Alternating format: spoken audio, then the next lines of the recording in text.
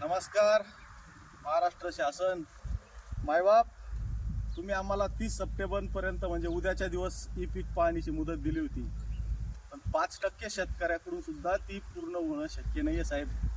आज इतकं पाणी भरलंय शेतांमध्ये, पूर्ण शेत फिरल्यानंतर सुद्धा तुमचा सेंटर पॉईंट येत नाहीये, तुमचं ॲप ती जागा दाखवत नाहीये.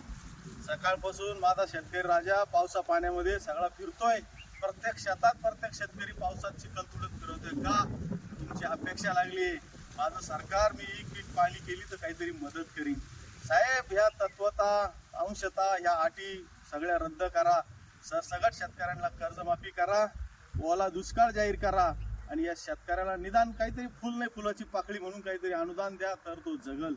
असं जर तुम्ही वागत राहिले, तुम्ही जर दुर्लक्ष केलं शेतकऱ्यानं जर ठरवलं स्वतःपुरतंच पिकवायचं, साहेब तुम्ही नोटा खाऊ शकत नाही, चिल्लर खाऊ शकत नाही, तुम्हाला आमच्या शेतातलं धान्यच खायचंय.